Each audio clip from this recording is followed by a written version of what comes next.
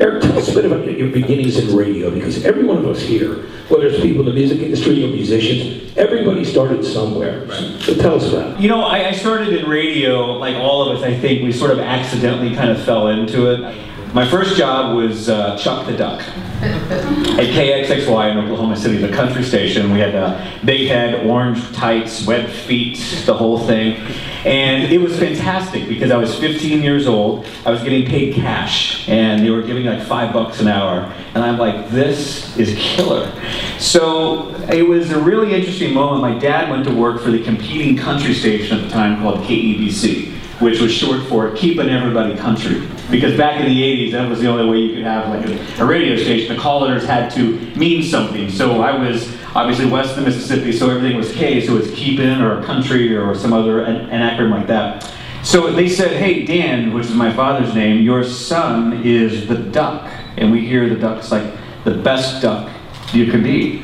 And I was like, well, yeah, I was a damn good duck, actually. And he said, well, we have a coyote. Do you think your son would be interested in becoming Cody the Coyote?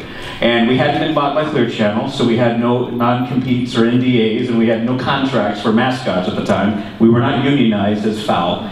So I went from being Chuck the Duck to Cody the Coyote, and doubled my salary from $5 to $10, all cash. And when you're 16 years old and you want to go into the nightclub, if you go in dressed as the coyote, they don't ID the coyote.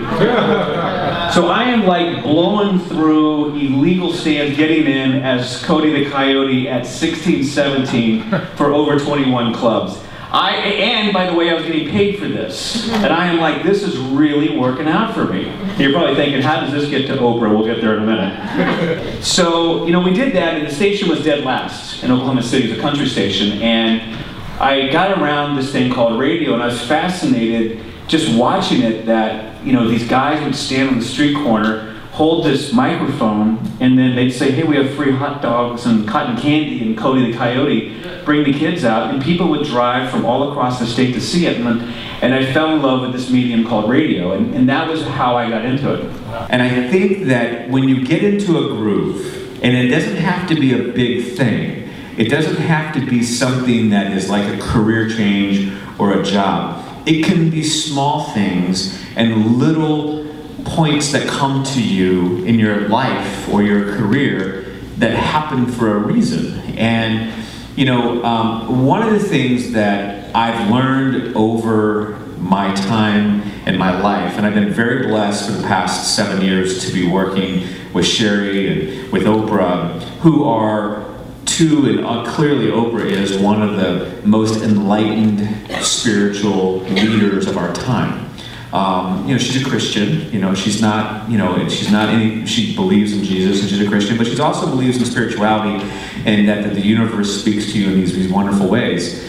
And my whole life, I've always programmed by my gut. I've always either programmed from a sound in my head or a color in my head, but I program from my gut. And I have now gotten to a place where I pay attention to inputs and things that come. You have to believe at your core, and if you do, then the following must be true. If you believe that nothing happens by chance, that everything is working in a divine order or working in a order that is laid out, then everything from that point forward should be on purpose or have a meaning. And it's sort of where it's and you are supposed to be. And where you're supposed to be. And you know, Oprah says this to us at the network all the time, which is when we have a failure or we have something that doesn't work or a show, she always says the same thing. Everything is happening in perfect order. Nothing is out of order.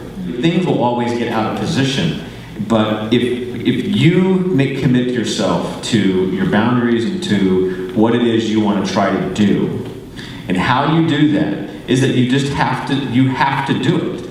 It's no different than working out. You can't just wake up. I wish you could put some cream on your stomach and you could get six-pack abs. The problem is I put cream on my stomach, I get the spare tire. That's what happens. So you have to do the work. And so if you set the boundaries and just say, this is what I'm going to do, and then do it, and go. I have executives that come in, that stay late, that say, I want to come in at 9:30 because I want to be there for breakfast and take my kids to school. And I'm like, you do that. But you just got to establish that. When you think about that balance, it becomes something for, I believe, all of us that centers you.